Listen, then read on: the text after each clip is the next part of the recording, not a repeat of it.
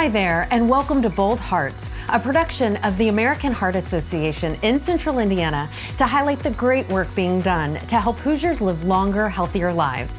I'm Annessa Chumbley, and I'm excited to host this 5-part series where we get to dive deeper into how the American Heart Association is impacting people in Indiana. We're going to provide you with tips and takeaways to help you and your loved ones live healthier. This year is the 100th anniversary of the American Heart Association. So since 1924, the American Heart Association has been a leader in the fight against heart disease and stroke. They funded cutting-edge research and have been a part of discoveries such as new surgical techniques, new medical devices, and life-saving drugs. They've also been on the forefront of health education, helping people learn how to eat a healthier diet, how to exercise more, and how to reduce other risk factors for heart disease, such as stroke, diabetes, high blood pressure, high cholesterol, obesity, and smoking. They've been a leader in developing the life-saving skill of CPR to save the lives of those experiencing sudden cardiac arrest. And you know what? They've done so much more over the course of that 100 years. Today, the work of the American Heart Association focuses around 5 pillars. Those are women, addressing community need, ending e-cigarette and tobacco use, controlling blood pressure, and improving nutrition security. So this series, we're going to take a closer look at each one of those pillars to learn more about what the American Heart Association is doing right here in Central Indiana. I'm excited because today we're talking about high blood pressure. It's known as the silent killer, and we're going to find out why. And we are joined now by Doctor Saura Fortin. Am I saying that right? Yeah. And you are the Chief Medical Officer of Eskenazi Health Care Center, a member of the American Heart Association's local board of directors, and we're also joined by Jose Hernandez, a registered medical assistant with Shalom Health Care Center. You guys are going to fall in love with these two people, as I already have. Just a wealth of information that you both have for us. So thank you for coming on the show. Dr. Fortin, I want to kick it off with you. Why is controlling high blood pressure one of the American Heart Association's 5 pillars? Well, as you know, and if you don't know, it is one of the 5th leading causes of death, and also disability, and when people get strokes because high blood pressure. So as you mentioned before, that's why it's called a silent killer, because people have no symptoms, but there are consequences to having untreated high blood pressure. That's what I was going to ask. If it is the silent killer, at what point do you know you have it, or what can it cause? Well, you don't know unless you get checked. Mm-hmm. That's why it is so important to go to your annual visits with the doctors, or to take advantage of any opportunity that you find in the community to check your blood pressure. Local pharmacies have a machine where you can go check your blood pressure. Community health centers have health fairs where you can go in and check your blood pressure. So it's really important to actually check your blood pressure to know whether or not you have high blood pressure, because it's also based on age. And so someone who is young might think, I don't have high blood pressure, but maybe they do. And so it is important to check your blood pressure, go to the doctor's office, and get an annual checkup to find whether or not you have it. So should we do that at random times? Because I'm guessing if someone's gone all their life without having high blood pressure, they might be surprised at a certain age. You should be doing that once a year. When we do well-child exams, we do that every year. Mm-hmm. And for adults, it's the same. I don't know what happens, but around when you turn 18 or 19, you kind of feel like you're strong and invincible, powerful. Maybe? Yes. Yeah. And then you don't go to the doctor anymore, but it's absolutely necessary. Especially also if you have a family history of high blood pressure. If you have other conditions like, you smoke, if you have extra weight, because all of those are risk factors for high blood pressure. Okay. So annual checkups are absolutely needed, and they will tell you if your blood pressure is normal or not. Yeah. Okay, Jose. So tell us a little bit about prevalence. And then is it different between each ethnic group? Yeah, that's true. Especially these days, the prevalence of the high blood pressure condition is very high, to be honest. Like doctor mentioned before, so many factors affect that a person has the blood pressure. What are some of those factors? For example, the age is one of the more principal factors. The gender, males are more frequently to have high blood pressure. The race, the ethnicity. For example, African American people, they have a more risk. Hispanic people also. So we have so many different factors that go together to the appear of the high blood pressure. That is very important, something that the Dr. Fortin mentioned before. No matter if you are very young or you are a little more older, maybe, it's very important to check the blood pressure almost one time per year, because we are looking, especially on this day, for different factors like smoking habit, the diet, physical activity, sedentaries. So many factors affect, and we notice that more younger people are having this kind of chronic condition like high so blood is that a trend? It keeps getting younger? Unfortunately, yes. So for that reason, it's very important, even if you don't have symptoms, it's very important to proceed with the check of the blood pressure and other conditions that your physician is going to check annually, for sure. Okay, let's talk about men for a second, because what my mom likes to say is that men are notorious for going to the doctor, but they would sooner listen to a mechanic and get the work done on their car than they would follow a doctor's instructions when they get home. What are some of the practical things that we need to do once a man has been diagnosed with high blood pressure? What are some of the things that we can do? So I'm thinking about my dad, okay? As him, that's probably who my mom's thinking about, as support people to help with that. Well, I think one of the principal things that we can, the first step is the education to the patient. So if the patient understands the chronic condition, it's going to be more help. It's going to be more easy for him to, manage correctly the situation. Also, continue having a support with the medical team, your primary care doctor, your chronic care management. That kind of stuff help for sure, especially on the first step, to all the patients to have a good control of the high blood pressure. We have another important component, the genetic component is very important. So if your father or your mother have high blood pressure, you have a more risk to high blood pressure too. So it's very important to determine that with your primary care doctor, check all the factors and check how is your health about that. So should we ask our parents, like, at what age they were diagnosed with high blood pressure?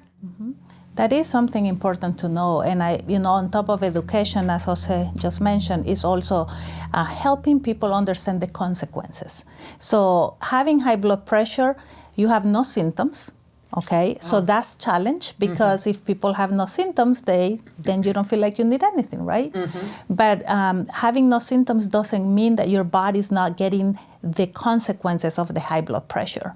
Like, it affects your heart, it can affect your brain and many other organs in your bodies, even your eyes. You can lose sight from high blood pressure. So along that note, can you describe how it works in layman's terms? What is high blood pressure?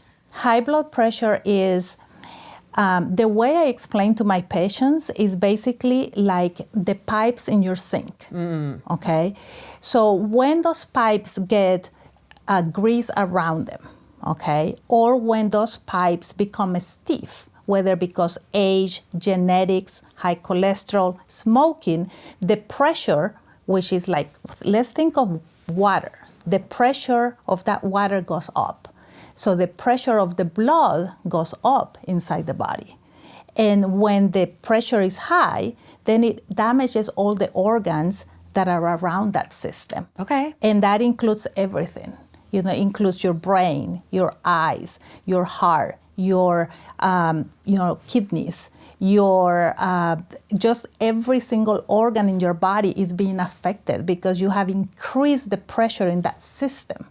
And then is hitting all of these organs in your body. I love metaphors. Thank you for that. Putting it in layman's terms is so helpful. So it's just pressure on the pipes. Yeah. Once damage has been done, can that be reversed? Maybe not always, or does it just depend? So some of it can be reversed, but most of it you can prevent further progression of the damage. And that's the important thing, is that whatever damage has been done, you're trying to improve it, but most importantly, you're trying to prevent the damage. Further damage in those organs. This has been so good. We've got more coming back, so you guys are going to stick around. But up next, I want to turn our attention to some very specific things that the American Heart Association is doing in the community to help people control their blood pressure. We're going to get to that right after this. Stay with us.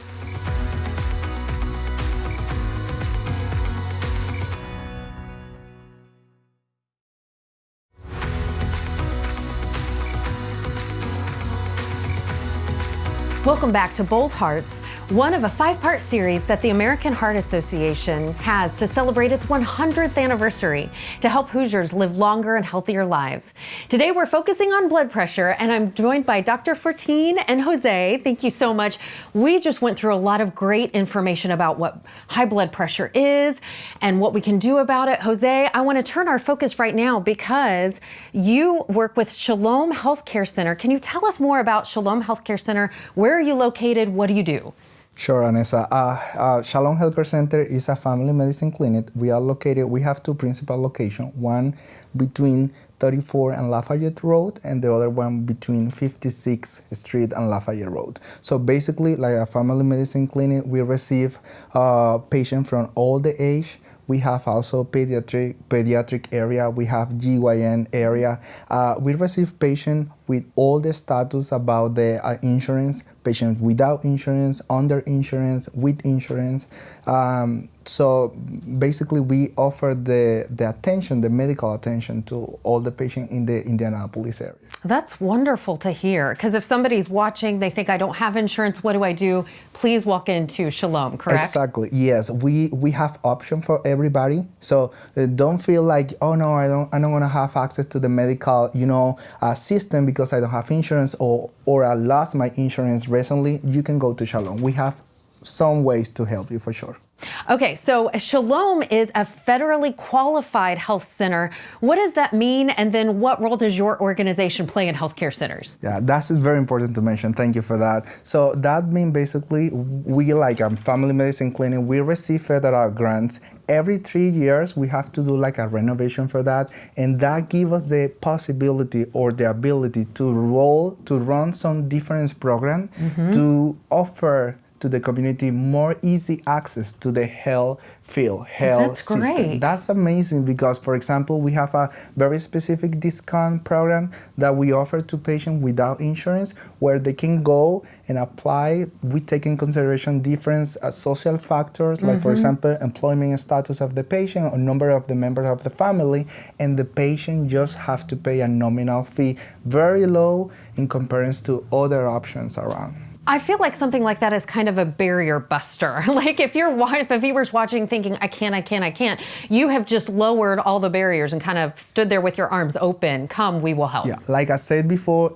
any patient, any situation, any insurance and status, they are welcome in Shalom. They can come here and we are going to find a way to help. Fantastic. Especially we're talking about high blood pressure and what's the stat? Nearly half Americans have it, but like you mentioned, Dr. Fortin, they don't know because it's the silent killer.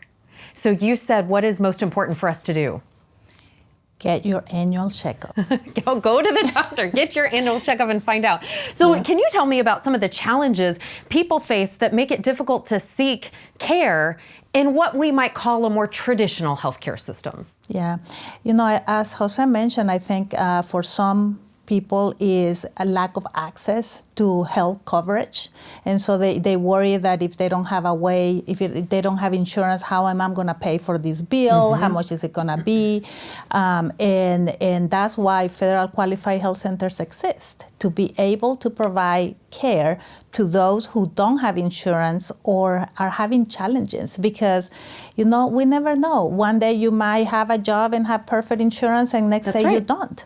And so that's why federal qualified health centers like Shalom exist, but we also have many others as well across the state of Indiana and in any state to be able to do this.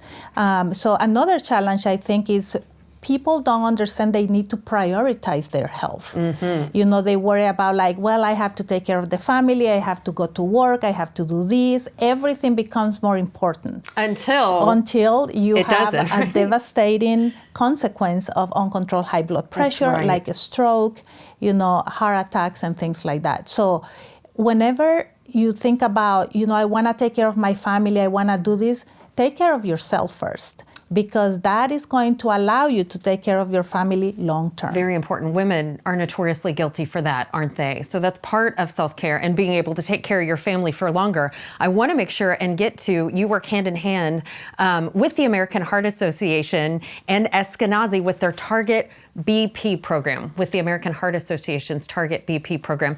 I was told to ask about the results you've seen because they're pretty encouraging. Yes, absolutely. So Eskenazi Health is also a federal qualified health center.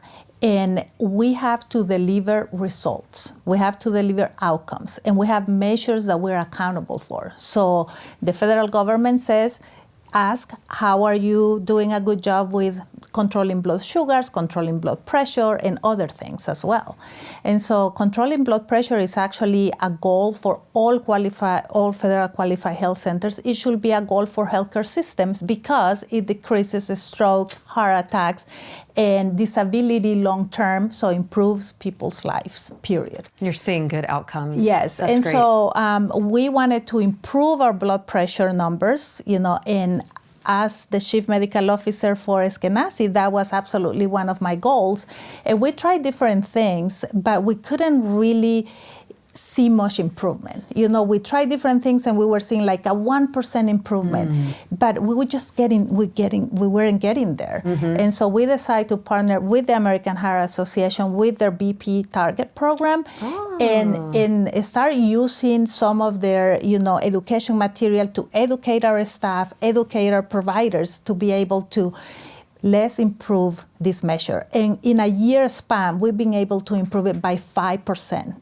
That's great. Which is amazing. Congratulations. Because I know it doesn't sound like a lot, but when you think about a 5% of people getting their blood pressure control, it means they are not having strokes, they're not having heart attacks, they're not having kidney damage that ends up making people being That's in right. dialysis. And when it's the person you love, it matters, it absolutely right? makes a difference. That is 100%, right? Yes. Jose, how does Shalom work hand in hand with the American Heart Association? Yeah, well, Shalom is part of the Target BP program. So basically, we use all the tools that the American Heart Association gave us to educate the patient. We have educational program, educational material, but also one of the most important things that this Target BP program offers to us, I think, is the ability to offer the patient the access to have a device to check the blood pressure frequently in home.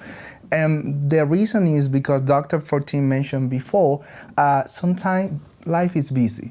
People is working all the time. The disease, the chronic condition, the hypertension is very, very quiet, silent chronic condition. It's a good you way don't to have say it. symptoms. So the people think that they are good. When we determine that a patient have high blood pressure or high risk to have a high blood pressure, and we offer the ability to have a device and check that in home, we decrease significantly the risk to that patient to progress with the condition. So it's very, very important, and that is one of the tools that we use from American Heart So great to Association. hear. Access feels like it's half the battle. So those are great outcomes for both of you. All right, everyone, make sure that you stick around. We've just heard great information about how the American Heart Association is working with healthcare providers right here in Central Indiana to help people control their blood pressure. We're going to take a short break, but stay with us because when we come back, we're going to talk about one of the risks of high blood pressure. It's an important one, stroke, which is a leading cause of death and disability. We'll see you right after this.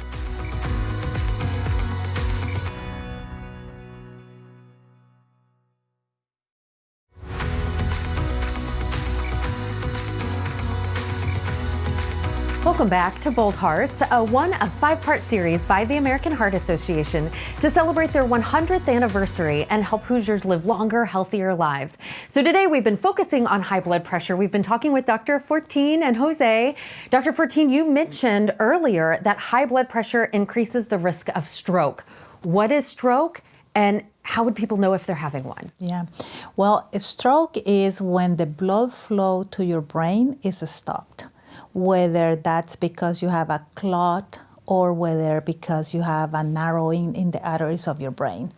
In the American Heart Association utilizes something that is called FAST, which means if you're having facial drooping or numbness, if you're having arm weakness or leg weakness or any part of your body is weak, if you're having speech difficulties, it's time to call. So that's how I remember it, FAST. What does the T stand for? time to call. Time to call. Oh, okay. Yes. I love acronyms. That's great. Okay. And so, I can give you a whole class about what a stroke looks like. It can be very different, but I think this is a really easy way for people to identify. If you see a family member, a friend, a co-worker that is having these symptoms, don't hesitate. Call 911, get them to the emergency, because the worst that can happen is they weren't having a stroke. But if they are having a stroke, time is precious in these case scenarios, because the sooner the stroke gets treated, the less damage that you will have in your brain. So, seconds matter. Seconds matter. So don't let someone tell you, oh no, I'm going to drive to the hospital. You have to call 911. Okay? If they're having any of these symptoms, the worst can happen is they're not having a stroke, and that's okay. Better be safe than sorry at that point. Yeah. Such great information. Jose, as we're wrapping up, I feel like we've addressed so many things when it comes to high blood pressure. Can you help us with what people can do to lower it? Once you've had that diagnosis, which 50% of us have, we just don't know it. But what are some practical things we can do every day in our lives? Yeah, I think the principal key, something that Dr. Fortin mentioned very good before, is to check with your primary care doctor. Do your annual exam every year. And the reason is especially because this condition is silent, is very, very quiet. Sometimes it's hard for the patient to understand that they have this condition. So if we do the annual screening, you give the opportunity to your primary care doctor to detect that early and prevent the progress, okay? That is one of the principal steps that I will recommend to everybody.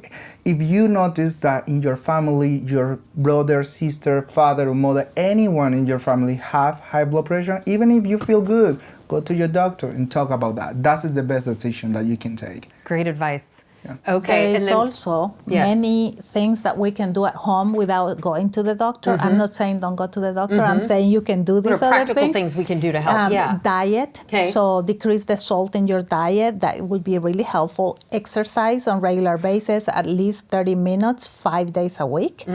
So fast walk, anything that makes your heart beat fast is good exercise. Okay. And the other thing is decrease the stress, because we know stress really increases your blood pressure as well. And so all of these are what we call lifestyle modifications, are things that you can do on your own. Sleep well. And I'm sure going to our website would help, especially with that decreased stress one. Even I've heard breathing techniques and things like that to help us. This has been a treat. Thank you both for coming on the show. I feel like I've gained so much knowledge, and especially as we're helping ourselves and then being a caregiver for those that we love. So thank you again. You guys, this has been just such a great show. I'm so glad that you joined us to learn more about how the American Heart Association is working throughout the community to fight high blood pressure. As we know now, the silent, quiet killer, as Jose says, as a part of its 100th anniversary year. Today's show is one of a 5-part series about the American Heart Association's work here in Central Indiana. So what you need to do now is scan the QR code on the screen. You can do that by bringing up the camera app on your phone, hover right over that QR code, and then just click the link. There you're going to find the 4 episodes on the association's Midwest Region YouTube page. If you'd like to learn more about what the American Heart Association is doing in Central Indiana to help people live longer, healthier lives, just visit their website at heart.org/Indianapolis. You can also follow them on Facebook, Instagram, and Twitter or X with the handle @AHA Indiana. Thank you so much for joining us. It's been a pleasure. You have a great day.